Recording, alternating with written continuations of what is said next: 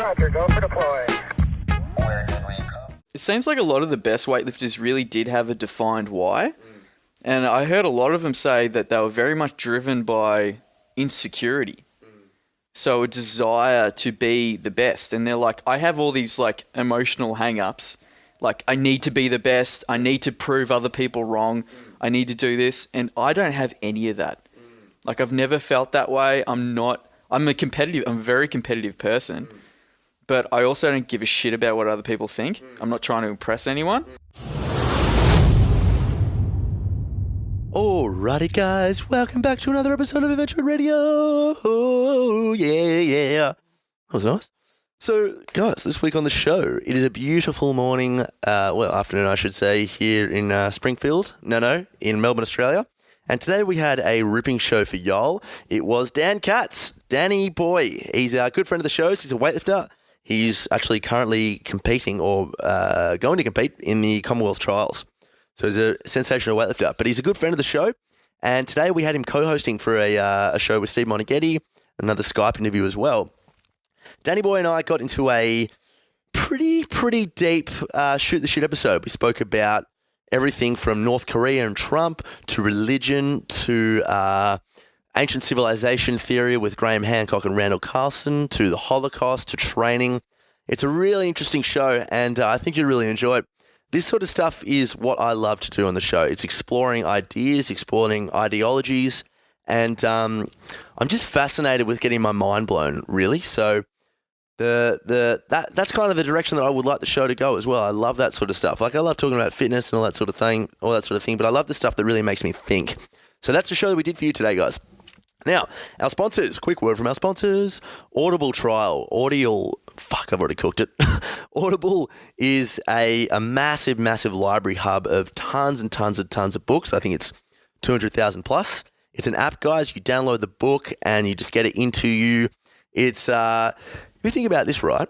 So we've been listening to stories for thousands and thousands of years. Only very recently in the course of human history have we started reading things. So listening to things is just, if not a better way to receive information than reading. So Audible helps you in just that way. It's a great way to get some information into you by reading books or listening to books rather. You can do it through self-help, you can do fiction, you can do non-fiction, you can do business, travel, whatever you want. I listen to Audible when I'm working. I'm a plasterer and I just get all my books in on the site from 7 till 3 every day, and I feel so much more inspired and educated with every book I download. So if that sounds like something you want to do, guys, go to www.audibletrial.com/ADVF radio, and you will receive 1 free credit for any book when you sign up to their $14.99 monthly subscription. Also, too, guys, we are sponsored by, as always, Adventure Fit Travel. So Adventure Fit Travel, guys, is a travel company for the fitness community, and it is something that my good friend and co-host Bill founded. It is something that I love to say that I'm a part of as an employee of travel and obviously co-founder of Adventure Fit Radio. Guys, we have a ton of good fucking travel things coming up for you. So we have the second trip of Iceland and the Aurora coming up. That's something that Mac and myself will be leading.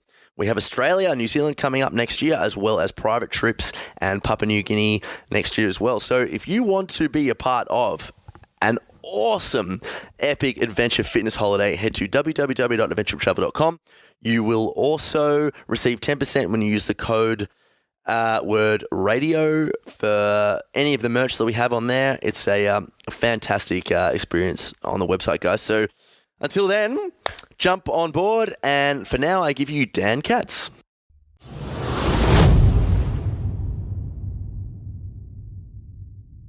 Well, what are your thoughts on foreplay, Dan? As little as possible. Yeah, straight out. Stuck into the action. Yeah. Some people are different. Oh, guys, welcome back to Adventure Radio. I honestly think foreplay is like one of those, it's like some people are into it, some people just like, all right, that's enough of that. Yeah. I really feel like you could almost like draw a line between genders on this topic. Like, from what I've heard, stereotypically speaking, chicks love foreplay, dudes love getting in, getting out. Like, it's evolution, you know? Yeah. Chicks are, I would say, you know, could cop a bit of flack for this, but like, they're more emotionally intuitive, and foreplay comes with building up those emotions. And men are just very much like spread the seed, get in, chuck it up there, get it out. Yeah, having said this, I've talked about this with people. I mean, there's a difference between coming and coming. That's true. You know what I mean? Oh, yeah, like, you got a load off, but you didn't really enjoy it. Yeah, exactly. Or it could be like, that was good. Yeah. But it was the same result either way, but somehow it's different. I don't know. Absolutely. And, like, foreplay obviously does help with that for sure. Yeah. Like, I mean, when you and I were doing it before, I definitely felt... I felt... You felt like it was good. I don't know, I'm looking at you, with a new lens, some would say. With a new cock. Oh, shit. Yeah, I don't know. I'm not so sure if it's with guys it's so much like emotional or if it's just like sort of time under tension. Like how long you've had a boner for determines how good That's the cum's true. good. But yeah, that I'm not sure if it's like an emotional thing. Yeah. You know what I mean? Yeah, that's right. Yeah. Well, I mean, obviously the old hummus doesn't have a brain, but... no, that's true. I mean, there is such a thing as thinking with your knob, though. Like, when you reach a certain point... I do it most of the time. Yeah, I'm doing it right now. Who's pressing these buttons on the computer? Yeah, you dick. Yeah, you got it in your hand. Yeah. We all know. Steve. Steve is. Yeah, it's not even metaphorical. You're actually doing it. It's actually out. Actually doing it with your dick. Exactly. Yeah. It's getting weird. Like, put it away. So guys, we've got the great Daniel Katz. The great one. Yeah. The great Dan Katz, the infamous Dan Katz. Infamous. Yeah. He's doing Bill's job today. Actually, he's co-hosting. So it's the Bone and Katsy on for the show. And Katsy, how's it been, mate? You filled in with Steve Monaghetti. How'd you go? Enjoyed it? Yeah, it was good. I mean, I asked a few questions, but I didn't really do anything. It was like I was just kind of taking a back seat. Yeah. Letting Steve take the reins. Go nuts. Yeah. Well, I mean, that's good. the good thing about podcasting, man, is like I would say you and I are pretty matey now. Yeah. Because of the podcast. Exactly. Like, I met you on the show, and then I think I trained like once or twice with you, but then we just became mates from just talking shit on the show. I know, being forced to talk to each other. Exactly, And yeah. go, actually, I like this guy. Yeah, this guy's all right. I hate him, but he's cool. It's almost like a play date. Yeah, Like an adult play date. Exactly. Go do the podcast with Tommy. Okay. Okay. All right, Mum. Just get my mum to organise podcasts for me. Yeah, with a the other podcast boys. date. Podcast. No homo. So, mate, what's been happening?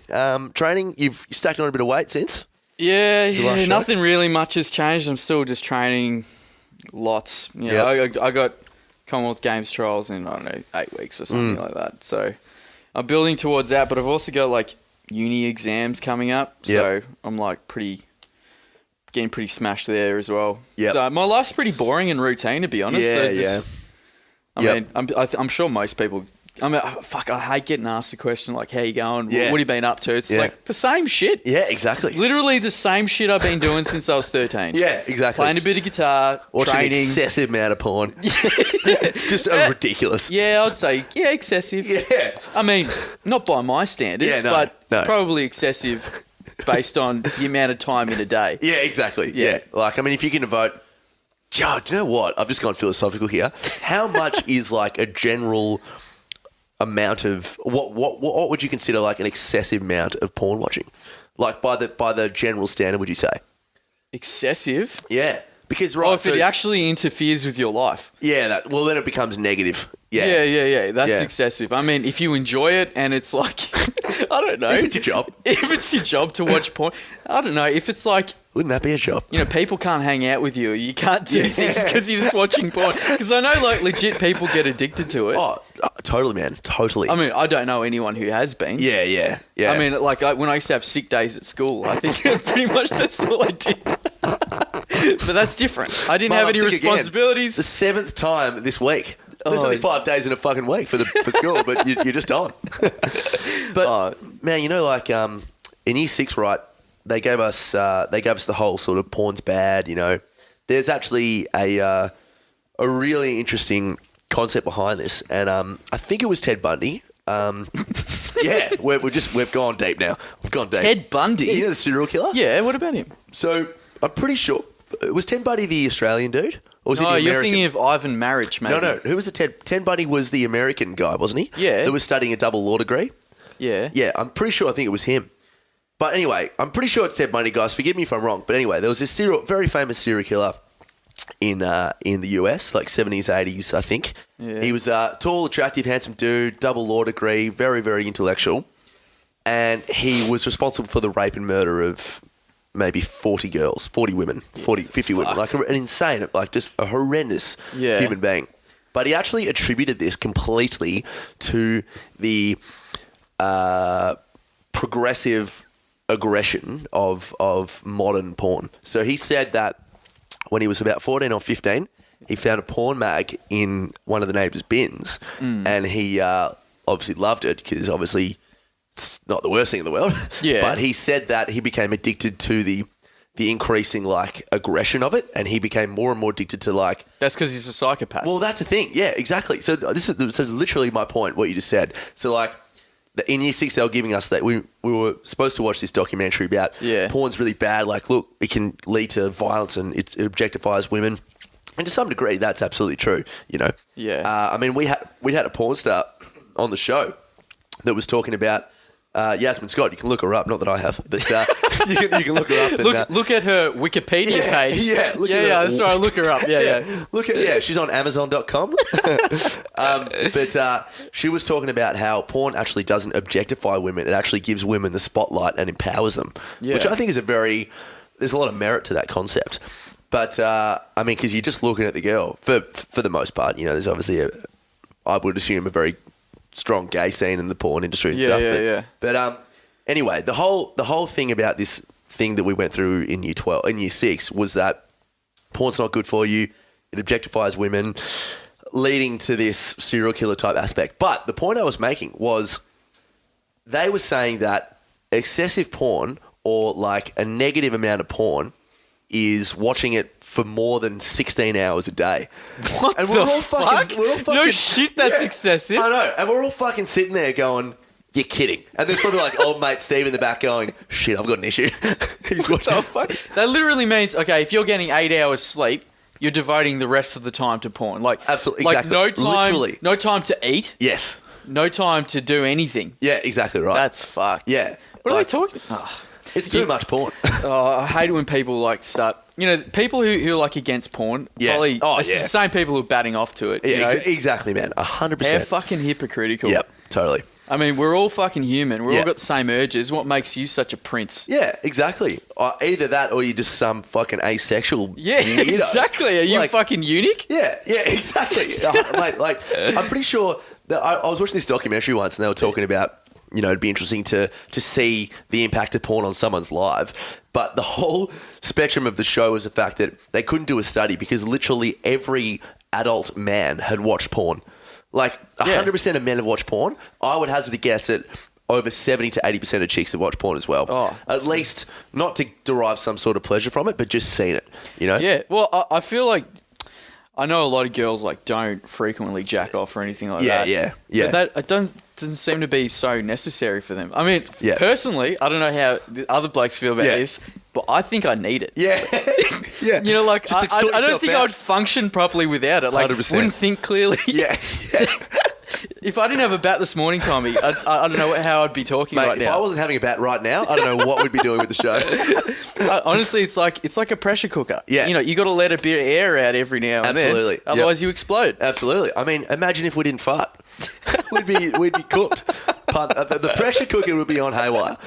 Hey guys, just for everyone at home, Dan and I have had some pretty large coffees, so we're pretty fucking jacked up. We're jacked up right now, and I'm jacking off. Oh shit. So that's insane. So, but you are putting on weight at the moment, training, and how are your numbers feeling? Like you're starting to hit some good toast. I love it. I know. I've just segued it. You just completely segued it. It's like we talked about weightlifting, started talking about jacking off and porn for a little bit, and so back to your weight increase, mate. So, I mean, that's an interesting concept about porn. So, anyway, you do believe 9/11 was a conspiracy? It's not a segue. It's just changing the topic. It's literally a new show. We'll just cut it. Yeah. Oh, fuck it. Yeah, no, training's going all right, mate. I'm not like fucking setting the world on fire or anything like that. It was just like, actually, you were talking about the whole Ricky Gerard thing before. And someone was talking about, so-and-so improved like 30 kilos in their snatch in 2 years or something. I was thinking, fuck, I'd be happy if I improved 3 kilos in 2 years. Totally. Yep. It's just like, and that's just weightlifting. It's, you just hardly ever improve. Yep. You're lucky if you're lifting the same fucking weights that you're lifting before. Like, I've put on 8 kilos and I'm basically, I'm not lifting any more than I have when I weighed 77. Oh, right. I mean, like, I'm lifting it more consistently. Okay, there you go. And I can handle volume better. Cool. But it hasn't, like, I haven't hit a better max weight. Yeah. Isn't that interesting? Yeah, I mean... So, but have you, like, is your training, have you gone heavy? Have you been going heavy? I mean, I go heavy as much as my body can take. Yeah. But sometimes, like, I'll go heavy and then I'll lift, like, a bag of shit for 2 weeks. Yep. It's just, that's how weightlifting works. I mean, sure. I wish I recovered like people who took gear. Yeah, I know. I mean, that's why it always shits me when people talk about people who take drugs and they're like, yeah, but they train hard. Yeah. And you're like, yeah, if I was taking drugs, I would always train hard because I'd always feel fucking good. Yes, you always feel amazing. Yeah, I'd always feel amazing. I'm like, it's easy to do it when you feel good. It's really fucking hard to do it when you feel like shit. Totally, man. Isn't that, I almost feel like that's irrelevant because people always say that. And like, I've spoken to people before that have very unbiased opinions about PEDs or not, you know, but they just play devil's advocate and they go, oh yeah, no, but I mean, to some degree, man, they got to train twice as hard when they're on gear because they're recovering so much faster. But it's kind of like, yeah, but everyone would do that. Yeah, because exactly. they're fucking on drugs. Yeah, so exactly. That's not hard. Yeah, and really, it was, they're too fucking weak mentally to have gone through what people who don't go on drugs have to go through. Yep. Which is sucking and eating a bag of dicks all the time. Yep. And just feeling like shit, not improving, but just showing up every day for training and getting it done anyway. That's the tough part. That's the tough part. Yep. Just like persevering. Exactly. The amount people, I mean, like I was talking to Simon Heffernan, who's a good lifter in my gym, and he said, I can't remember when he said this, but he said the best weightlifters are just the ones who have just persevered. Totally. Through injury, through shit training, through ups and downs, they just keep at it. And that's what you, like, if you want to do weightlifting and be successful at it without drugs, that's what you need. Yep. Just show up, get the work done, take care of your body. Oh, mate. And, you know, be patient. Like, weightlifting is just such a taxing sport on your body because, you know, it's just... I mean, yeah, like injuries and everything, but I feel like it's more of a mental game, you know, in my very, very sort of basic understanding of never having competed in weightlifting specifically. But, you know, it's such a, even for the most sort of chilled out sort of people, and you're a pretty chilled out dude, but like it's still hard when you don't, like weeks and weeks, even months of just everything's going right off the field. You know, you're hitting all your numbers, but you're just not getting stronger on paper. And it's like, what the fuck? Like, I'm doing everything. I feel like that's the tough part, you know, like actual training aspect. Everyone loves training. Yeah. Like it's fun to train. If you feel good, you're always going to train.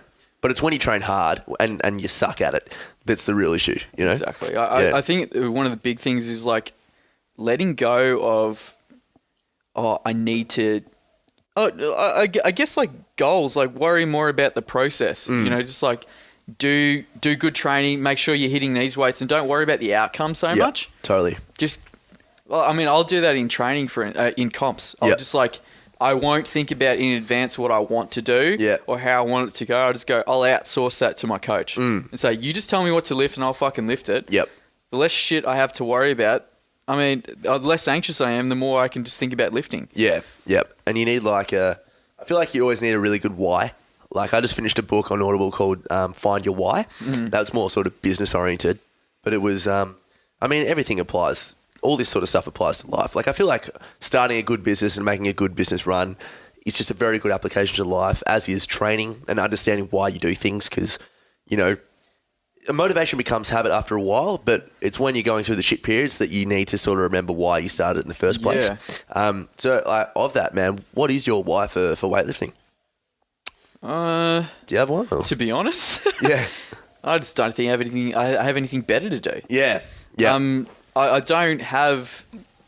I think it seems like a lot of the best weightlifters really did have a defined why, and I heard a lot of them say that they were very much driven by insecurity. So a desire to be the best, and they're like, I have all these like emotional hang-ups. Like, I need to be the best. I need to prove other people wrong. I need to do this. And I don't have any of that. Like, I've never felt that way. I'm a very competitive person. but I also don't give a shit about what other people think. I'm not trying to impress anyone. So I don't know. If I rock up to a comp, I'll be competitive, especially if I don't know. Sometimes there are certain people who really shit me. Yeah. Or I just feel like I need to beat this guy. Yes. You owe it to yourself almost. Yeah. Well, I don't even think that far ahead. I don't think I need to prove this to this guy that I've been beating him. I just feel competitive. You know, Yeah, it's just for like sure. a natural human drive. Yep. But you know, there are some people who like that insecurity or whatever you want to call it gives them an edge in training to push themselves that little bit more. Like I got to prove these people wrong, or I almost feel like it's an unhealthy thing that gives people an edge. Yes, I totally agree with that. You know what I mean? It's like how they always say, you know, people who have little man syndrome, they're more aggressive because they're small. Yeah, absolutely. Small man syndrome. Yeah, it's a thing. And that can give them an edge, especially, you know, in the world. If you're more aggressive, a lot of times more aggressive people rise to the top. Mate, I strongly believe that there is no bigger motivator, paradoxically speaking, than fear. Like fearing something so aggressively. I mean, to speak about, not to bring it down massively, but from someone who used to fear eternal suffering in hell, the reasons why I went out and picked rubbish up off the ground all the time is because I genuinely feared that. Like, fear can push you to do fucking anything, but it's not a healthy way to live. Like, I used to train all the time, you know, like, and that ultimately led to me doing my knee a couple of times. But it was because I was scared and insecure that I wouldn't be recognized. You know, just social anxieties and OCD sort of played into that. Now, it's kind of funny. Like, now I'm just so happy in life. And this is just my personal experience. I'm so happy in life that I've kind of stopped training a little bit, and I'm just very happy just going with the flow and doing my own thing. Yeah. But I've often wondered in going through this process what it's like for people at the top end of their sport. And from some of the autobiographies that I have read, it seemed that their motivation was always fear. Like Michael Jordan, he was very obsessive. Like, I wonder what goes on in Rich Froning's head or fucking Lu Xiaozhang's head. You know, like, fear is just a massive, massive driver. Yeah. Or I think a lot of these guys, especially once they get to the top, they just fear anyone beating them or maybe losing their edge. I don't know. Yeah. It is an interesting thought, actually. Yeah. Or just wondering that now they've started this journey, fearing that it would have been worth nothing. So they constantly try to push to reach the top. Yeah, but I just wonder where this desire that we have to always, like, to be successful or to be at the top comes from. I know, man. Is that a natural thing for humans? I think it is. I mean, like, do you reckon it is to dominate, or is it? I think it's to a lesser degree gender specific, really. You reckon? Well, I mean, not really. I don't know. No, not to a... I think girls are just as competitive. Yeah, true, actually. Yeah. Actually, if not more so. More competitive, yeah, for sure. Like, I think girls worry about other girls more than guys worry about other guys. Yeah, for sure. Like, that was... Yeah, I was trying to... Looking at it in sort of like a evolutionary based, yeah. Like the dominant, submissive sort of thing. And, you know, like, I mean, if you look back... So I'm just reading Sapiens actually now as well on Audible. It's fucking awesome. Bill raved about it. It's a good book, actually. It's amazing, isn't it? It's a great book. Absolutely amazing, yeah. A book that I'm reading at the moment is Natural Born Heroes. Yeah. Dude, read it. So it's is that same thing? Awesome. Have you read Born to Run? No. Okay, well, anyway. we'll forget about that. But anyway, so it's basically, it's the guy, he's talking about, the roots of, it's like two stories in one. And it like follows these bunch of like, these a few Englishmen and guys from Crete during World War II who were like guerrilla fighters and sort of sabotaging the Germans, and how they became basically super athletes. Yes. And, you know, like, because these guys from Crete are amazing athletes and they could basically just run up mountains effortlessly. Right, okay. And they could run for like hundreds of kilometers on like basically a starvation diet. And these English guys who would show up would just be destroyed. Yep. And it was like, so the book's about sort of harnessing the human physicality that we've forgotten about. Were they on anything? They weren't on anything. They were just... no, just olives and fucking feta cheese, mate. Yeah, feta cheese. Bit of salmon here and there. Bit of salmon here and there. Yeah, mate. But it's a fucking sick book anyway. Yeah. But I can't remember what my fucking point was. Yeah. What were we talking? Stay at school. Anyway, it's a great book. But one of the things that we're sort of talking about is how this sort of drive to be the best is sort of unnatural, and like humans are actually creatures that love to share. Yes. And we're very much, we work as a tribe. Yep. And we like to do things as a sort of collective. We're very like social. Hunt together. We're very social. Yeah. And an amazing point they made is that we've become so highly specialized. Oh. So in the yes. old days, humans could do everything. You Yep. know, like you could make a house. Yep. You could navigate. You could hunt. You could farm. You could do anything. And now we outsource everything, and including we outsource fun. Yeah. We true. outsource sport to Yep. other people. We pay other people to play sport for us. Yes. When we should be doing it ourselves. True that. That's such an interesting concept, isn't it? And I was like, you know what? That's so fucking true. Yeah. Like the fact that we pay people to play sport on our behalf Yeah. and we sit on the sidelines and congratulate them. Yep. When we should be getting out there and playing. Do you think that has anything to do with the political context of I don't know, Western society? Like compared to, you mentioned specialization and outsourcing. Like I feel like they're very much related to, living in a competitive market society where it's like only the best, get the demand. I think he argues in the book that a lot of it came from like the Industrial Revolution. Yep. So up until that point, people would still do a lot of things themselves. And then after that, everything became highly specialized. Yeah. Like people started making tools, and then Who was the best of the tools? Yeah. They get the demand. That's the thing that I do, and this Yep. person uses that tool to do this thing. Exactly. So, and they can do it way better than you can Yep. because that's the only thing they need to do. So where's the And then market we gonna just go? went into this specialized environment, and people end up fucking miserable because they're doing 100%. the same thing over and over again. Yeah, I mean, that being said, though, I mean, you just look at outsourcing fun, like watching sport on the sidelines. I mean, gladiators were doing that shit thousands of years ago, That's and true. like you have a very clear, what's the word I'm looking for? Like class back in the day, Yeah. from what we know, where the slaves I'm were not doing. saying it's like a new thing, outsourcing fun, but I think the most healthy societies seem Yep. to do it themselves. You know what I mean? I think even the Roman Empire at that stage was probably a bit of a sick society. Oh, absolutely. Of course it was. I mean, that's why it collapsed. yeah. It was fucked. It was fucked. Yeah, exactly. yeah, I mean, yeah. it's just like old mate Bill said. He was on Facebook the other day. Yeah. He said that he looked up who would win in a fight, a tiger versus a lion. Yeah. And he said the Romans had actually done it thousands of years ago. Oh, yeah. And actually matched them up together, and the tiger won. Yeah, that's right. So why is Which the lion surprised me. fucking... Yeah. So why is the lion the king of the jungle Yeah. if the tiger kicks the shit out of it? Why is that? I don't know. Yeah. Well, It's Dan, still- come on, mate. You should have done your research. I don't know. It's just, I don't know. I can't remember what the answer was, but Yeah. it was like, the Romans sounded pretty fucked up. They're like, let's get two animals from different parts of the world and get them to Mate. kill each other. I know. See, that is the thing about human curiosity, though. Like, we just wanted to find out shit, so we just do it. I mean, like, a very strong case can be said for old mate Joseph Mengele during World War II. Yeah. That just did all these experiments on poor Jewish twin children, just to find things out. I mean, the ethical ramifications of that were just insane. My grandmother was selected. At Auschwitz.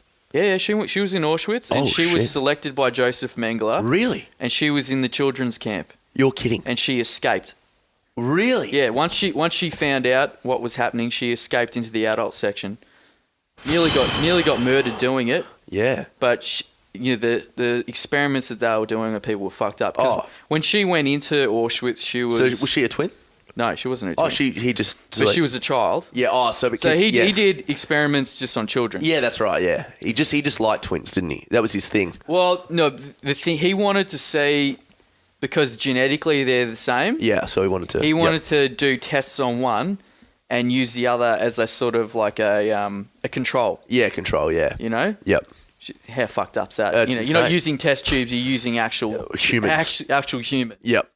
So, my grandmother escaped. You're kidding. And she actually, obviously she survived because I'm alive. Yeah, that's right. But yeah. she was only 13 or 14 at the Isn't time. that amazing? Yeah. See, isn't that an amazing example of human instinct? Yeah. Well, I mean, 13 years old, you don't probably really... I mean, no one knew what was going on then, you know? But yeah, she was a fucking, like, an exceptional person Yeah. from what I heard. Like, unbelievable just resilience and strength, especially for a kid. Yeah. Mind you, kids grew up a lot earlier back then. I mean, I think she'd already had been doing a trade for a few years. Like, she Okay. made dresses and stuff. Yep. Which is actually how she survived. She made dresses for Nazis when she was in Auschwitz. All right. And they'd give her potatoes and stuff. Yeah. Fuck, that stuff makes you think, doesn't it?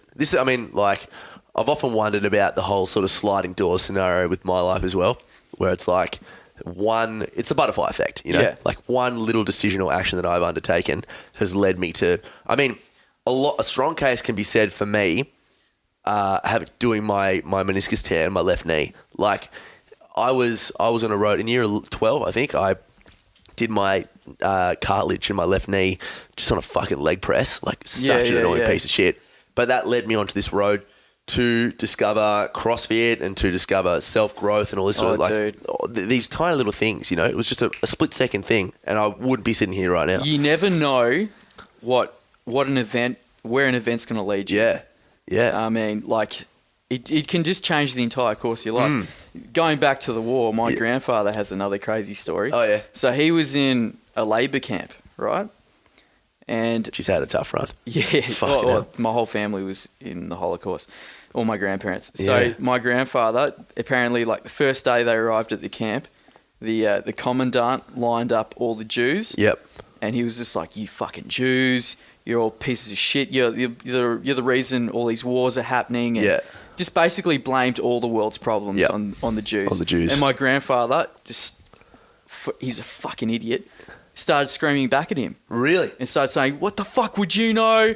And just had the balls to yell back at him. Put his life out. And just argue with him. And instead of being shot or beaten up, the commandant liked the fact that my grandfather had balls. Real. And they became mates. You're kidding.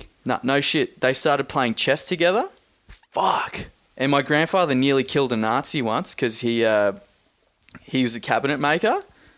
And this Nazi, like, hit him with the butt of the gun because he was meant to be somewhere else or something. Okay. And my grandfather had, like, an axe that he was making it with, and he picked up the axe to, like, kill the Nazi, and his mate stopped him. Really? And so then he was dragged to the jail, and the commandant, who was his mate, like, stuck up for him. Bailed him out? And bailed him out.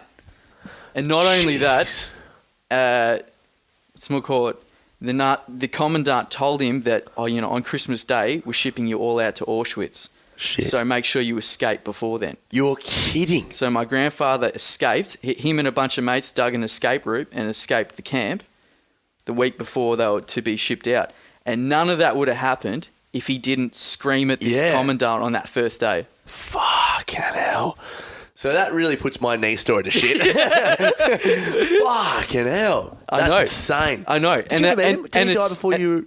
No. He's a fucking legend. Amazing. Yeah. He's my absolute hero. So this is Ivan's dad? Yeah. Okay, yep. Yeah, my grandfather, Frank. Frank, what a legend. Fucking Frank. Frank Katz, eh? Frank Katz, yeah. So they were all... Your grandparents were Jewish? Yeah. And where were they all living? My dad's family were all Hungarian. They were Hungarian. Okay. Yeah. Isn't that insane, man? I know, but you see, like, how crazy is that? It's just like, it's such a foolish decision to make, and it actually saved his life. Allowed you to sit here on the show right now. Absolutely. Yeah. And people ask me, like, sometimes why I go off, because I got a bit of a temper. Yeah.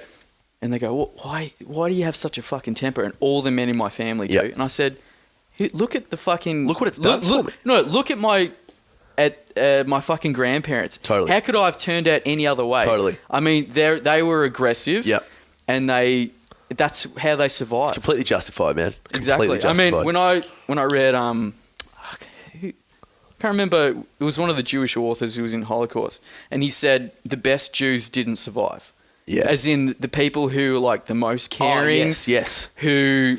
were the best people. Yes. They never survived. Of course not. It was always the toughest. Yeah. most belligerent, the most ruthless that survived. Well, I mean, surely the Nazis would have gone, we can use him. We can use her. Like, Well, it's just like to survive, you need to be need to have a bit of mongrel about you. You need to be a prick, yeah. You need to have a bit of mongrel about Yeah. you. So it's like, well, how come all the men in your family are fucking aggressive? Well, what do you expect? Yeah, totally. That's the breeding stock. Totally. But also, I mean, like, the set of values you would gain from that being a cat, you know? Yeah. Like, that's just incredible, man. Like, I know, it's almost you like a wanna live up family. to that. It's almost like a family legacy. Of Like, course. you better be a nutcase. Yeah, that's right, yeah. Or else you're fucked. You're fucked. You're out. You're not a true cat. Yeah, you're not a cat. If you're not doing something totally reckless and stupid in a really tough situation, Exactly. You're not even related to us. That sucked. Hated that. Yeah, no shit. Wow, shit, okay. Fair enough. And so then where did they escape to? So your grandpa, so he escaped. So how much of your family have you got a big family line? Like, were they all, Nah, man. Like the ones, I got like fuck all family because they're all murdered. a lot of them did die, and that's what I was getting Almost at. all of them. I mean, Yeah. like the only ones, like my dad obviously never had any grandparents or anything. All he had a few aunties. Yep. Who were like my grandfather's sisters. Mm-hmm. None of my grandmother's family survived or anything. So it was like just no family. Yes. I mean, like that's been like sort of, I don't know, my family story since I was born. Yeah. You kind of just get used to that, like your whole family fucking murdered. Yeah, gone. Yeah. Which, actually, most of the Jews in Melbourne, like, They are are. Holocaust Yes, survivors. It's they like are. the largest population of Holocaust survivors in the world. Is that right? Yeah. I didn't know that. It's funny. Like, I mean, you and I both previously now worked at Schwartz. Yeah. Fantastic gym in here in Melbourne for those that are not in the Melbourne area. But man, like, I knew nothing about the Jewish culture or religion before coming over to Caulfield, right? And then obviously you just get amongst it because everyone here's fucking everyone's Jewish. Jewish, yeah. Everyone here's Jewish, yeah. It's like a precondition that you have to get circumcised before you jump in here. All right, whip it out. Yeah, all right, mate. Let's get it on the chopping block. He's a chosen coach. Yeah, that's right, yeah. So, look, there is a prerequisite to getting this job here, mate. I know what it is. I'll get it out. So I grew up pretty relaxed Catholic. I'm relatively atheistic now. But you come over here and then you start learning all these things. Every person I spoke to in that gym had some sort of direct correlation to the Holocaust. Yeah. And it's just scary. I mean, you hear these stories and you see it growing up as a kid, you know, you get educated about it, but it's just another world, man. It's completely, like, to think that your grandpa stood up to, like, an SS officer or He was a commandant. Commandant. He might have been a Hungarian officer because, Anyway. Yeah. Or, like, even your grandma, like a 13-year-old chick escaping from a fucking serial killer. Yeah, she stood up to SS. Yeah. As a 14-year-old girl. I don't know how you can be that brave. No, but absolutely not. Absolutely not. That's what I mean. Like, to think about, you know, this is not going to be like a PC check your privilege statement. Yeah. To think, like, how lucky we are. I mean, that was their life at 13. My life at 13 was fucking dinner on the table. I was eating fatty carbonara. I know. Every night, you know, for dinner. And I was playing PlayStation most of the day. But having said that, you never know how you would have gone in that situation. Yeah, I know. Maybe you would have Have you thought surprised about yourself. that? Yeah. Have I thought about it? Well, you're a cat's mate. You'd probably fucking. No, I don't know. Yeah. My dad talks about it, because I think often the children of Holocaust survivors are really fucking scarred. Yep. Of course. So course. he just says shit like, I would have been dead within 5 minutes. Yeah. Like, I would have done something stupid. I would have attacked someone. Yep. But you never know. I mean, like, he could have done anything. Actually, the guy who I've got my middle name from is another crazy Holocaust story. Yeah. My middle name is Maurice. Yeah, good You one. might know. All right, It's a good middle name. My name's Barry, mate. It's nowhere near as good. Maurice. Anyway, it's named after my dad's uncle, who was like a surgeon in Hungary. And he was like probably the most well-known surgeon in Hungary. He owned castles. He owned Picasso paintings. He was so fucking well off. But he was also a gymnast. Yeah. And he worked out every day.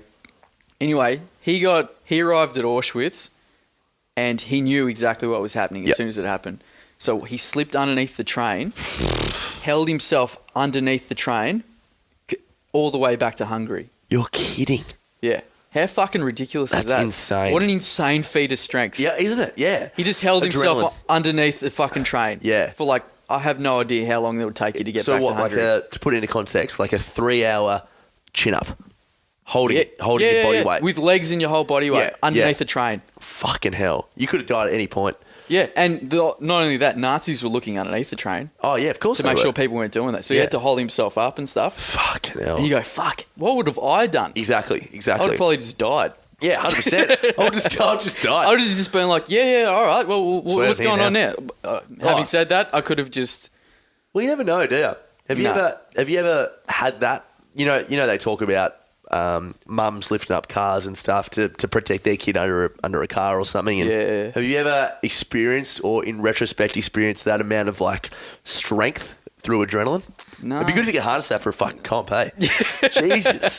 Just, Dan snatched 400 kilos. 400 kilos. He clean and jerked 80. He had to lift it off a child. Yeah, exactly. And Yeah. then And then he just all the clean and jerked the adrenaline. child. He got excited. No, I have thought about it. I do have, like, I think a lot of men have this, but I got a bit of like a superhero complex. Yeah. Where I constantly imagine myself doing something heroic. Yeah, for sure. You know what I mean? Do you have that? Yeah, I do. Like, you visualize yourself Just like, fucking what doing if a something dude nuts. came on here with a gun Yeah. in this What train would you right do? at the moment? What would I do? Yeah. Like, I'd attack him and I'd disarm him Yeah, and then, exactly. and then I'd save somehow everyone. be a black belt in jiu-jitsu all of a sudden. Yeah, then I'd be talking on TV afterwards and be like, how'd you do something so brave? Yeah. I'd just go, oh, you know. Yeah, Just- exactly. Oh, nah, I wasn't a hero. You know, don't call me a hero. Just call me a legend. Exactly. No, but yeah, so I imagine myself doing heroic things, but fuck, it's pretty far off actually doing something heroic. Well, yeah, it's just, you know, you can't control it. So, I mean, I feel like the definition of like heroicism is like intentionally doing something knowing the consequences of what could happen. But like every time, like I could argue that people doing certain things isn't heroic. It's just they didn't even have control over it. No. It's the basic survival instinct that we've evolved to stay alive, and you can't control that. Well, he's this book that I was talking about before, Natural Born Heroes. Yep. A lot of it's about heroism. Yep. And he was saying at the beginning of the book how a lot of people, a lot of heroes, like legit heroes, people who done like a woman who defended all these school children from a guy with a machete and managed to disarm him and everything. Yeah. And how she did something heroic, and she didn't even think it was heroic. No. Like she lost like a bunch of fingers. Yep. And if you talk to her about it now, she goes, no, I was basically surviving. I Yes. mean, I had to do that. Yes. And a lot of people who do heroic things, it doesn't occur to them at the time that they're doing anything. Well, you're not thinking. You're not thinking, you're just acting. Yeah, and you probably, I mean, she'd probably struggle to even remember the situation. Yeah. Because she's just like not thinking, just acting. Completely Yeah, right. I think because we are all so sheltered, I think we're capable of a lot more than we think we are. Yeah, for sure. And we were actually capable of doing amazing things. Yep. Well, it's just about, there's got to be some way to tap into that though.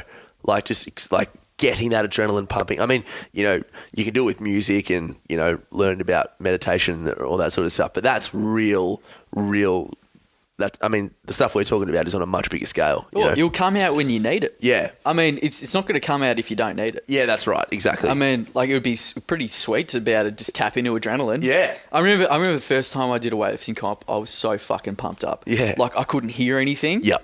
And I was just like shaking, and Yep. I was so fucking powerful. Yeah. But I don't think I ever had it ever again. Yes. It just I went. mean, like I get you it. still want to come down. You're still I fast. still want to come down. Yeah. But like I used to get so pumped up, maybe like first one or two competitions, and now it's just like a sort of calm, serene. And I really wish I had that adrenaline. It would help me so much. Oh, for sure, man. Like, I mean, I have the exact same thing. Looking back on it, I don't know how I did it, but it was actually just a CrossFit workout that I'm not really doing CrossFit at the moment. I'm just fucking being a bin. But this year at the start, actually, the 17.3 was a combination of chest to bar pull-ups and snatches, and the snatch weight went up. Do you remember? Do you know this one? Yeah. So my 1 RM at the time was 102 kilos. And the third bar, the fourth bar was 102 kilos, so it was 225 pounds.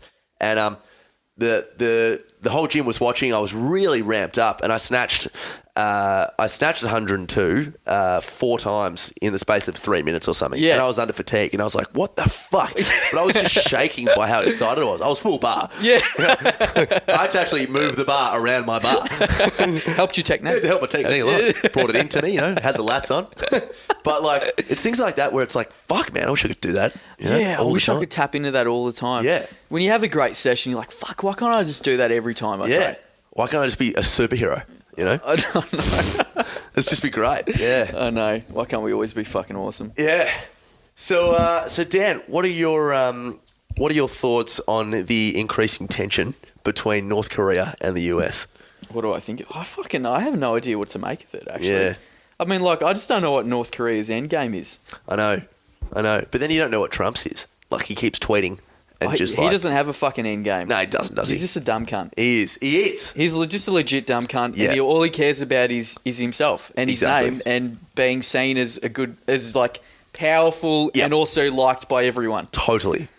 Yeah. Like I don't think he has any goals or ambitions or anything aside from just be fucking awesome. Mate, I think his ambition was, let's see if I can run the country, or let's see if I can make it to president because of pure ambition. And Yeah. now that he has that, he's like, He well, doesn't sweet. know what the fuck to do with He's it. just a king on his throne in his eyes, you know? Yeah. It's just like, sweet, I fucking made it.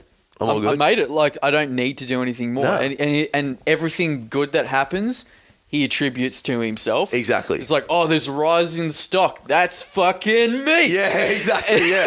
I'm killing it. And it's everything, all fake news. It's and all fake news. Yeah, and anything shit that happens, it's always someone else. Yep, totally. And totally. It's just, oh, fuck me. It's just the amount of megalomaniacs and fuckwits. Mate, do you know what? I love the conservative justification of Trump, and they go like, yeah, no, but he's, you know, like, just because you don't like him doesn't mean he doesn't have an agenda, or doesn't mean he's like trying to do something. He'll get there. Mate, if he had a fucking agenda, he wouldn't have been saying, don't you love grabbing chicks by the pussy in the lead up to getting presidency. Like, No, how I think that video was from like 10 years beforehand. It was ages ago, but like, surely it was. But Yeah, surely yeah. he'd have some control of. Yeah, that's a good point, actually. Yeah, like, I'll stand corrected here, actually. Yeah. So basically, I'm a Trump supporter now. Can we pause it for a second while Yeah. I take a piss? Yeah, mate, I'm the same. We'll keep it running, Yeah, keep it running. and we're back. Oh, God. I Yeah, that feel was like you can better, actually wasn't it? construct a sentence now. Yeah. Well, guys, we had a slight stunt in the show. Katsy and I have been here a while. We've gone through a few coffees. Yeah, needed to relieve ourselves. And we need to relieve ourselves spiritually, and physically. I said to Katsy before, he had a very masculine, steady stream rocking before, and Yeah, it went for a long. It was like Austin Powers, you know. It was Yeah. just like Yeah. evacuation. Evacuation complete. yeah, I just Kept going. it was. I feel emasculated by my stream because by comparison, it's embarrassing. I'm not going to lie. I really need to You're go. much more of a man than I am. What were we talking about? We were talking about Trump and North Korea. Oh, that's right. Yeah. So I don't know what that's about with them Nah. like threatening to blow up Japan. Oh, Like, yeah. What do they got against Japan? I know. Just I don't understand what the end game is. Well, do you feel like both parties, and I'd be interested to hear your thoughts on this, because both parties to some degree are nuts, but do you feel like both parties respect the power of the other? Like, if Kim Jong-un bombed Guam, surely he would understand that America will fuck him up. Yeah. And surely he would understand that China have come out and said, if North Korea makes the first move, then that automatically removes us from the issue. Yeah. So he wouldn't have a leg to stand on. Yeah. You know? Look, I just don't. Look, if they attack anyone, they're going to be destroyed. Oh, absolutely. I mean, like, your destruction is completely assured. If you bomb Japan, if you bomb South Korea, Yep. if you bomb China, Yep. you're fucked. I Totally. mean, it's just like, I don't understand how it's going to benefit you in any way. No. If you want to keep your regime going, you can't attack anyone. No way. No, I mean, exactly. you could. I mean, if you attacked South Korea, you could probably kill a couple of million people. Yeah, for sure. But For you sure. would be completely flattened after that. Yep. Because Americans have fucking station. They're stationed in South Korea. They're stationed in Japan. Yep. They'll just flatten you. Absolutely. But, you know, here's the worrying thing, right? And this is why I feel sorry for the civilians in the surrounding countries, is because, look, and I think recently an American foreign correspondent went over to North Korea to actually talk about ways to sort of release some of the increasing pressure between the two. But irrespective, the issue, I believe, with North Korea and Kim Jong-un specifically is that they're so isolated. I mean, the way it's set up is so isolated that he believes his own bullshit.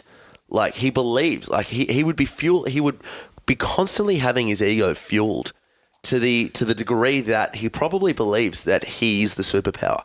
Like, they're so isolated. I also, I don't really know a lot about it, but I have read and heard a bit about it though. Yeah. And I think he's not really as in charge as you'd think. I think he's very much a figurehead, and there is a sort of council or a bunch of people at the top who decide a cabinet or whatever, like a board. I mean, he's part of that lineage, so he becomes the leader. But he's not really in that much control, and he says what he's told to say to a large extent. He looks to me like he's kind of like a little kid. He's a little kid. In a playpen, and he's got everything in his playpen, but who controls what's put in that playpen is not up to him. It's so fucked up. Because everyone in North Korea is a prisoner. Oh, totally. They are. I mean, I think people forget that. They're like, oh, these North Koreans are crazy. Yeah. Actually, it's just the people at the top who are fucking insane. Yeah. And everyone who lives in North Korea is just a fucking prisoner. Yep. It's the biggest open-air prison in the world, basically. It is. Absolutely. The most oppressed people in the face of the earth. It is scary, man. So I feel sorry for everyone. Yeah. So, like, I really hope nothing does happen because all those innocent North Koreans are going to fucking die. Well, that's the thing, man. And, like, yeah, I mean, they're just... I remember watching I think it was on Today, actually, like maybe 5 or 10 or 7 years ago, and it was about this young girl that actually escaped out of North Korea, through into South Korea, and then obviously she became westernized. But she was talking about how... This was so she would have been under the Kim Jong-il regime. And some of the brainwashing and the propaganda that goes on over there is just inconceivable. Like, she was talking about how she was fed to believe that if you had a negative thought, and obviously you can't control thoughts. Like, I had a thought yesterday that I was going to boot a fucking kid in the head. Like, it just came to me. Yeah. It's just a weird thought. A weird thought, yeah. You have no control over. I just didn't have control. Yeah. But obviously after I did it, I was it wasn't the best thing. But like, she had this thought. So they were led to believe that if you have like a negative thought about Kim Jong-il or any of them, that you would be tortured in prison. And like, think about the fucking anxiety that would create. Like, oh, I can't get out of this thought. I got to get this thought out of my head. But obviously, the more resistance you build up to a thought, the more it overemphasizes. And you know, they were told that Kim Jong-il can read your thoughts. They were told that he has the greatest score for an 18-rounder golf. He was played in the NBA. That was a rumor. I didn't realize that was legit. Sure it's legit. I'm pretty sure it's legit. Yeah, he was an NBA player. Like, genuine stuff like that. And like, you imagine what these people are going through, even just from a mental space, you know? That's so fucked. It's insane. That's crazy. The power of propaganda is crazy. Like, I remember hearing that when the Americans arrived, one of those islands, it was like a Japanese-controlled place. It was during World War II. And they took control over it. The civilians, rather than being, occupied by the Americans or controlled, they ran off the cliff. Because they heard all these horrible things about the Americans, how they're going to burn them alive and do whatever. But they just killed themselves rather than do it because it was all the propaganda that they were fed. Yeah. And it can be so powerful. Oh, mate. I mean, humans are so easily influenced, and we're so, I mean, like, you just have to look at very, very sort of conservative religious-based cults to see what people will do with regard to beliefs. And yeah, I mean, even like, the issue about ISIS, you know, we haven't heard much about it in a couple of years, but I mean, the issue with ISIS is that fundamentally it's a couple of years, you mean a couple of months? A couple of weeks, maybe? Yeah, that's right. Yeah. Fuck, I got too excited there. But like, fundamentally, it's an ideology, and you can't bomb an ideology. I mean, these people, I mean, I heard a story, right, that people in ISIS or people that were for the Islamic flag were running around towns raping women so that, not just for the fuck of it, but just so that the children that were to be born would grow up with the ideology of ISIS. How fucked up is that? Isn't that insane? Isn't that insane? And this is coming from... Well, that's God's will, mate. That's what they believe. I know, but God also tells you not to rape and not to murder. Absolutely. But you just get to decide what you get to prioritise. Exactly. That's the fucking stupid thing. From a belief. You know, and what scares me the most is that they would look at us sitting here right now, dropping the C-bomb, dropping the F-bomb, sitting here, you know, going home to our girlfriends that don't wear burqas and stuff, and they would look at us like we are the absolute devil. Like, Yeah. And they truly believe that we are terrible, terrible Meanwhile, people. they're fucking children and all sorts of shit. Exactly. I remember talking to my mate Ken, and he used to. How is Ken? Yeah, he's good. Yeah, good. He's good. Yeah, he was in Afghanistan as a soldier. Oh, okay. And he said, like, yeah, he doesn't have a very high opinion of the people in Afghanistan. Of course. And one of the reasons he said was Wednesdays the soldiers would call boy fuck Wednesdays. Because literally they'd herd little children into the mosques and fuck them. And he's just like, I just wanted to go in and just... Absolutely. Yeah, Fuck it them was up. very... Yeah, but... And it's not uncommon in a lot of cultures. And meanwhile, they will supposedly espouse to have good beliefs and good values and do fucked up shit at the same time. Totally, man. And Totally. be against... No, this is the crazy shit. Be against homosexuality whilst fucking men. Yeah, absolutely. I mean, that happens in Saudi Arabia, for instance. yeah. It's just like... Apparently, it's like the gay capital of the world. Like, no shit. Yeah. Because the guys... They can't do anything. They But not can't, from a they liberal can't, perspective, eh? Like no, it's- well, they can't go to shopping centres. They can't go to bars. They can't go to clubs. They can't meet other women. Yep. And most of the women they can't look at either. So What are you gonna do? they just end up fucking each other. 'Cause No it's like shit. it's like being in a prison. It's a prison. Yep. It's like being in a prison. So Yep. it's like I guess like homosexual. Like it's like you're a prison fag. Yeah, exactly. Basically, you know? Exactly. Yeah. But yeah. at the same time, they'll be against homosexuality, Yeah. and they'll stone people to death for being homosexuals. So isn't that interesting? Because I feel like, and this is just a very ignorant perspective on it, but like... Oh, join the club, mate. Yeah, exactly. Just I'm don't know. ignorant as you are. Yeah, that's right. I don't even know who my own... It's all just shit I've heard. Yeah, exactly. Yeah, I'm washed my hands of this. I don't even know who I am. No, but like, from the sounds of things, it sounds like they'd be sort of like against homosexuality in terms of making love to a man and like actually loving another man, because that's wrong in sort of some sort of like ancient religious scripture. But fucking another dude, well, that's manly. You know, or that's I just just like... don't understand how you can make those distinctions. You can't. You absolutely can't. It's wrong. That's it. That's me sorted. It's like it's alright to fuck a guy, but it's not alright to be in love with him while Yeah. you're fucking him. Exactly. Yeah. I hate you. I hate you. I hate you. I hate you. God loves me. God I loves me. hate God loves this. me. Yeah. God, I hate this. God, I hate this. Yeah. Oh, but it feels good. Yeah. Come on, Gerald. Let's do it again. Let's do it again. Come on. Oh my god. I'm so straight right now. I'm very straight. I guess that's what people must have been like in the 50s. Oh, yeah.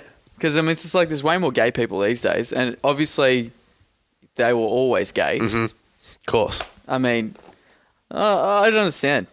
Well, that's the thing about the... People must have just been living in very, I don't know, shit relationships. Totally. Well, I mean, this is what amazes me about the human race is like, we live for 100 years, right? And that'd be a great lifespan. it's very good. It's great. Yeah. 90 to 100 years, right? So in that time of life where we see the universe completely through our own eyes, we come up with these policies and ideals that are completely related to the world as we see it today, right? 1,000 years ago, which is nothing. I mean, we've been around, Homo sapiens have been around for 2 million years, I believe. No, not that long. Is it not? Oh, maybe No, 500,000. No, I think it was like 200,000 is like Yes. the latest. I mean, like Yes. the oldest human skeleton they've discovered. That's true. So we could Yep. be older than that. Yes. But so far, that's as old as they think we are. Yeah, that's true. That makes sense. Yeah. I mean, but look, so consciousnesses have been around for probably less than that. I don't know. I think Eastern Europeans or ancient Eastern European mysticism believes that consciousness comes around with the development of the pineal gland, well, after 40 days in the womb or something. But it's probably, I don't know, we've been around for a little bit longer. Anyway, what I'm saying is that all these ideals and thoughts, with regard to anything, man, like fucking sexuality, policy, like, what's attractive to people, it changes all the time, 100%. And it's just like, how can you... The ancient Greeks were fucking each other all the That's time. right, that's exactly what I was gonna guys say. were going to banged each other all the time. It was totally normal. It was normal. In fact, it was like, I got to have sex with women, but because I got to have kids and stuff. Yes. But a lot of times I actually preferred the company of men. Absolutely, yeah. And it was so normal back then. Totally, man. Totally. Like, But it's just like, Christianity Yep. and these sort of Abrahamic religions Yep. are the most dominant now. religions now. But back in the day, it was completely different gods, completely different beliefs. And in another systems. 100 or 200 years, we'll have another set of completely different beliefs. Exactly. Who knows what it'll be? Hopefully, we'll all be in like fucking Star Trek. Yeah, that's fucked. 100%. Yeah. So this is why I can never get around religion. Like I'm so content going, well, we all know nothing. And the reason that I know that you know nothing is because I know nothing. And I'm no different from you. Exactly. So just relax and just try to be not a cunt. Yeah, exactly. And then you're okay. Like we'll be fine.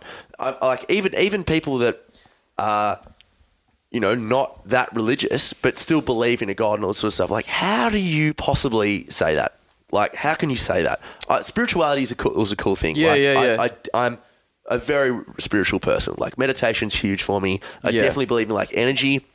But all that's kind of science-based. Like, I believe in the understanding of attraction and energy in the universe giving you signs, because we're all stardust and we're all just clusters of atoms. And we know that from a scientific perspective that atoms do have attraction, negative charged particles, positively charged particles like neutrons, electrons and stuff. Yeah. They attract towards each other. So I believe in who knows? You and I are probably good mates. We kicked it off pretty quickly. Maybe because we were connected as a comet billions of years ago. Who knows? Like that's a big thing to say. Man. I know. That's crazy I've shit. just blown my cock. You blew your own mind. Blew my own mind. Yeah. But I mean, so that sort of stuff definitely I would look into further. But Well, look, I think with religion, mate, if you look at it as simply as like, if you take everything literally, it makes no fucking sense. You're done. Everything in there is like metaphorical. Totally. As far as I'm concerned, I mean, like, yeah, it's parable. Yeah, it's parable. Basically, it's like how can you derive meaning from those stories? Absolutely. And there's more to them if you actually analyze them. Absolutely. But if you take it literally, as in, God created the world in 7 days. Yep. And then he had a rest on Sunday because he was flood. bugging. There was actually a flood. Yeah. And all this shit actually happened. Yep. I just don't think you're going to get anywhere. Well, but it's like, speaking on that flood thing, have you looked into Graham Hancock and Randall Carlson? Yeah. What are your thoughts? Yeah. I think it's an awesome theory. Yeah, I'd love it to be true. Yeah. I mean, the idea of lost civilizations and it's the insane. fact that there have been really advanced civilizations well before us, I think there have been. Totally. I think the evidence to me seems pretty conclusive. Yep. That there are we are creatures of when they amnesia. thought we were still hunter-gatherers, we actually had very advanced societies. Yep. Absolutely. I mean, even on this book that I'm reading now, they're talking about a civilization in Crete before the Greek civilization. Oh, right. And this civilization existed like 3,000 years before the pyramids were constructed. Yeah, that's fucked. When we still thought people were hunter-gatherers, basically. Yes. And they found evidence that this society was really advanced. They had like really complex astrological things, and like they had plumbing, and this is like well before the Romans, before the Egyptians. Yep. And these advanced societies lived, and they dominated the whole area. And that's where all Greek mythology came from. These people, I can't remember what they were called, the Mennonites or something like that. Okay. Anyway, they were from Crete, and from that, all the ideas we have now came from the ancient Greeks, Of like course. democracy. What else? Trial by jury. Yeah, exactly. A lot of these ideas came from the ancient Greeks, and those ideas came from an even more ancient people. Yep, totally, man. So we think we're so advanced. But I don't agree with that. I would go as far as to say that we are not the most advanced the human race has ever been before. I would say... I think technologically we might be the most advanced. But how's this, though? So the pyramid, right? The pyramids of Giza are set up in the exact same way. So everyone thought they would just be burial sites and things like that to store a lot of gold and all that sort of shit. If you take the Nikola Tesla, so the Tesla Tower, right? So Nikola Tesla was the first person to invent, he founded, if you want to call it that, electricity. So Thomas Edison figured out a way to... AC/DC current. Yeah, that's right. Yeah. Exactly right. So he conducted it. Thomas Edison, I think, made the light bulb last for like 16 hours or something, but Tesla was the person who actually came across the, electricity in a sense. And he built this thing in the late 1800s, I believe, called the Tesla Tower, which was just a massive conductor. So it was just like a way to derive. So it was built near a river or something, and it was like a way to conduct electricity through water. Okay, He could conduct electricity wirelessly. as well as no shit, Wirelessly. no shit, yeah. And he actually had proof of him being able to do it. The only Yeah. problem, he was such a genius, he never wrote anything down. Exactly. It was all in his head. And Tesla, yeah. But anyway, what's that got to do with the power? So the thing pyramids? is, right, so the Tesla Tower is pretty much like a perfect rendition of the pyramids of Giza. So there's strong evidence to suggest that the Egyptians had electricity. The pyramids used to run, like there was this thing that like runs from the Nile. There's like a conductor of electricity. So, like, who's to say that they didn't fucking have podcasts and shit, TVs and that? Like, obviously, like, Welcome to Egyptian radio. Hello, welcome to. No, I think that was more Borat. Small bro. In Kazakhstan, we have electricity. So, like, Very much potassium. yeah, my wife, she a whore. Welcome to Adventure Fit Radio. I don't know, like, maybe I'm clutching at straws, Yeah, but no, look. we just don't know. Yeah, you just speculate. I mean, Yeah. we're all just speculating. I would love for that shit to be true. I mean, who knows? We might discover that that's true at some stage. But no one actually knows what the fuck the pyramids were for. Yeah, exactly. That's what I'm saying. And who's to know? But it's interesting because so many civilizations construct pyramids. Yeah. Why is that? Exactly. Like, You see what across is it all- about the shape of a pyramid? Yep. You got all the things in like Mexico. Yep. And then Chichen Itza. they've discovered more there's pyramids in Indonesia. Hey. Yeah, same one. Absolutely. Yep. And it's like, well, what is it about pyramids? Exactly Is it right. just an aesthetically pleasing shape, or does it actually have a function? Well, to half the population, it's pretty pleasing. The old hummus. But look, this is evidence of why Graham Hancock and Randall Carson's much more into sort of the cataclysmic theories of comets hitting the Earth and causing these huge floods of where Noah's Ark was derived from. Hancock's all about lost civilizations. He's all about lost civilizations. And for everybody listening at home, obviously you know this, mate, but like Graham Hancock, and I'd urge you guys to look him up. Graham Hancock, I've read Magicians of the Gods, but his books are amazing. They're so mind-blowing because you're like, fuck, that is an amazing theory with a lot of weight to support it, you know? Yeah. But I think his thing was that after the huge floods it was called the Younger Dryas Epoch, where this huge comet, there's tons of evidence to support it, came down, hit the Earth, caused a massive flood,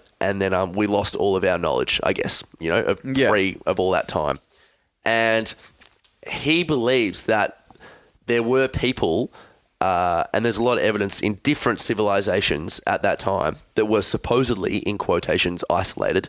There was a lot of evidence to suggest that people with the ancient knowledge sailed the world to try to hold on to this sort of stuff. And that's why you see a lot of you see similar architecture around the world. You see pyramids. You see, the fucking heads on Christmas Island. You see, all those things up in Scotland and northern England, because these people were trying to conserve all of the knowledge that they had from ancient times so that we wouldn't go back.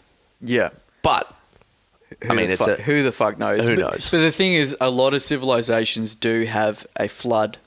They do. A flood story. They do. They all have it, even in different religions. Although, you could either say, floods themselves are not an uncommon thing. No. And the idea of like a great flood is an interesting thought. It could just be that humans have a very similar sort of imagination. Exactly. And they look up to the stars for answers, and they go, what would you do back at that time? You look up at the stars, you go, what the fuck And then you make up stories to tell your children, to entertain them. You don't have books and shit. Exactly. Exactly right, yeah. So it could just be common themes that are like throughout civilization that we find interesting. Totally. Or it could be an actual event. And you see that like with religion, if you take the literal concept of the birth of Christ, where three kings followed a star who was obviously Jesus, or the three kings followed a star and that gave birth to Christ. Well, if you look up in the stars, in the summer solstice, there are three stars that face what's called the Star of Orion, which from memory, this could be a little bit of pseudoscience, but pseudo-astrology. Pseudo-astrology. Yeah, it's like 3 stars face which called the Star of Orion, which on the summer solstice is directly adjacent to the sun, which rises on Christmas morning, the 25th of December.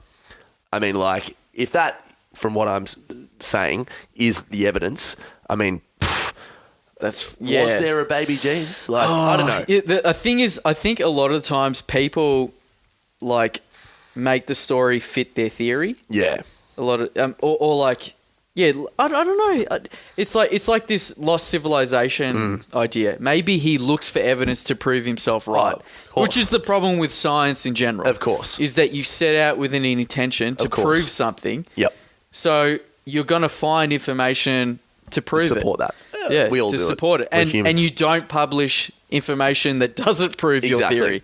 Exactly. And that's the irony of scientists, where they say, I mean, they're like every scientist's general core value or mission statement is, we look at the evidence until we're proven wrong, but the majority of evidence suggests a theory, and these are the theories that we come up with. They don't publish papers that say, actually, nothing happened. Well, because, I mean, from an ambitious perspective, they're all after their own gain. Exactly. If they come up with the theory, like everyone wants to be the Edison or everyone wants to be the Einstein. Well, you know? a lot of scientists these days work at fucking unis. Yeah. And they need to keep getting more funding. So they need to prove things. They're not going to go to the uni with failed experiments, are they? No, exactly. I mean, they're not going to they won't be able to support their family. No, that's exactly. right. Yeah. I mean, even Einstein's theory of relativity, which is like the gold standard of like theories, falls or faults based on the existence of black holes from memory. So it's kind of like it's gravity. The theory of no, I thought he was the guy who came up with the idea of black holes because it was the only thing that explained his theory. Yeah, but wasn't it that he I think he was the first person to postulate the existence of... No, he didn't discover them. No. He postulated the existence of black holes because it was the only logical explanation for how the universe could work. Because of black holes? Yeah. So how's that, though? I have no fucking idea. Yeah. But I thought it was something... Oh, yes, no, you're right. You're right. Because last year, they actually measured gravitational waves in a black hole, which... after obviously decades, supported Einstein's original understanding of it. Yeah. That's a good point. Yeah, fuck, that's amazing, isn't it? I know. Well, this guy just sat there on his couch and just like, well, this has to be true. Yeah, exactly. I'll never understand that genius. Meanwhile, I can't even understand his concepts. Exactly. Yeah, I can't even get my fucking head around it, and he thought it up. Yeah. I mean, to come up with like a mathematical equation for energy is fucked up. Like energy equals MC squared or whatever. To figure out that like energy would like mass would somehow come into that and acceleration would come into that is just phenomenal. I know. Like it's phenomenal. Oh, it's phenomenal that there are people that existed that were that fucking smart. Yeah. Like apparently Isaac Newton is like the smartest dude who's like ever existed. Absolutely. Basically. Yep. The only problem with him is he was also obsessed with alchemy. Yeah. Which is a wet, like it's fed out. Turning other things into gold. And I think he did a lot of experimenting with mercury. And mercury makes you insane. Yep. So he actually became crazy. Yeah, but also too, as a kid, he was working, I'm pretty sure, as like a coal digger. So like he was working for some real prick and he kept like, he was just subject to a lot of fumes and a lot of like poisonous coal things and stuff, and it kind of cooked his head a bit. But he was also, I remember I was watching The Cosmos with Neil deGrasse Tyson. Yeah. And they showed Isaac Newton, and he was the first person to look at the sun through a cylindrical prism or a prism. And you know how when you look at it through a glass prism, all the spectrum of light is just diversed. And you see every shade. You see a rainbow. Yeah. And that's ultimately how we discover. That's how we can tell if other planets in our solar system, and obviously now with microscopes, interstellar speaking, that's how we can tell if planets have the potential for life. So what it is, right, you can look at our own Earth and you can look through a prism and there's black lines through all the colours of the spectrums of the rainbow, and those black lines means it shows us what gases are interfering with the light coming from the sun. So, for example, and this is, again, I'm pretty sure this is correct. Yeah. But I'm not 100% perfect on it. Yeah. But like, if you're looking at our own Earth and you shine a prism in the sun, Yeah.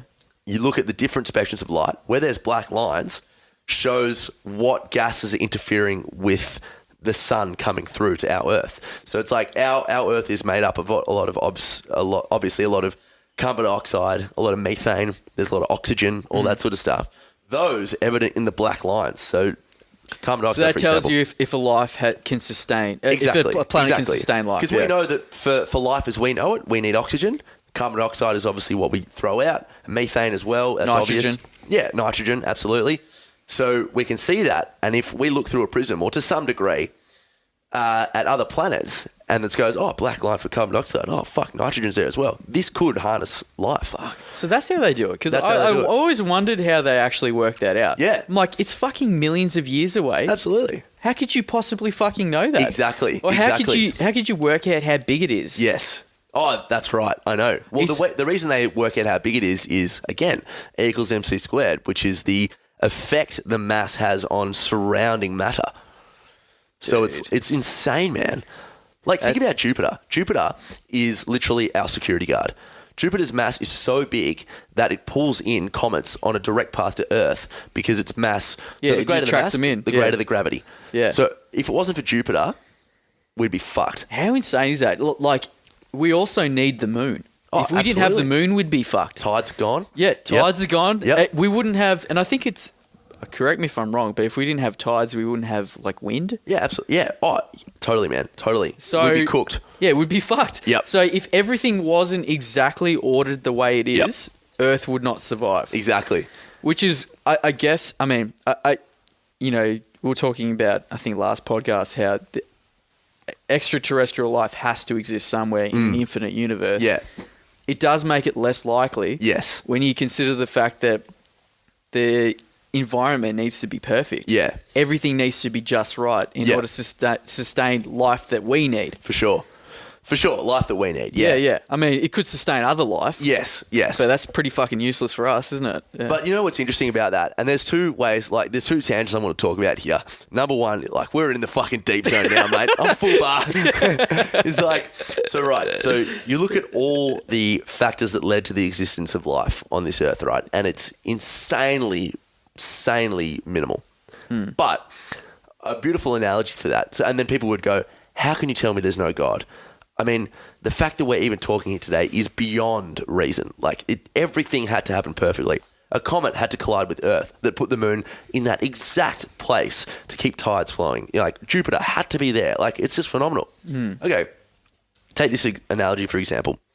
You look at a puddle of water on the ground. If that puddle became self-aware and goes, oh my God, I had to have been created by something.